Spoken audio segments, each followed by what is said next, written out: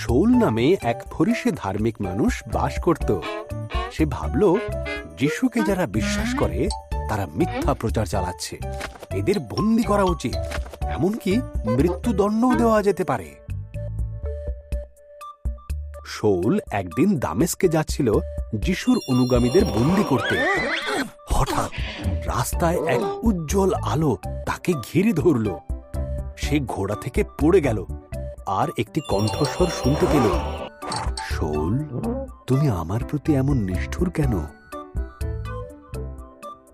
Saul জিজ্ঞাসা করল, কে তুমি প্রভু? সেই কণ্ঠ উত্তর দিলেন, আমি যিশু, যার ক্ষতি তুমি করতে চাইছ। তুমি দামেস্কে যাও, সেখানে তুমি জানতে পারবে তোমাকে কি করতে হবে। শৌল উঠে দাঁড়ালো, কিন্তু এখন সে অন্ধ। তার কিছু সঙ্গী তাকে দামেস্কে একটি বাড়িতে নিয়ে গেল। শৌল সেখানে 3 দিন অপেক্ষা করল। তার কাছে খাদ্য বা পানীয় কিছুই ছিল না। ইতিমধ্যে যিশু দামেস্কে তাঁর এক শিষ্য অননীয়কে দর্শন দিলেন। যিশু তাকে বললেন, শৌলের কাছে গিয়ে প্রার্থনা করো, যাতে আবার সে দেখতে পায়।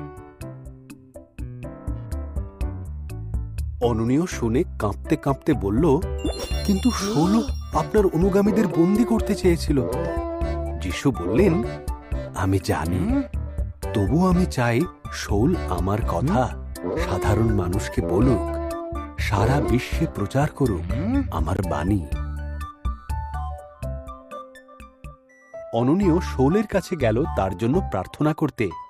সে শৌলকে বলল, প্রভু যিশু আমাকে তোমার কাছে পাঠিয়েছেন, যাতে তুমি আবার তোমার দৃষ্টিশক্তি ফিরে পাও। শৌল তখন তার হারানো দৃষ্টি ফিরে পেল।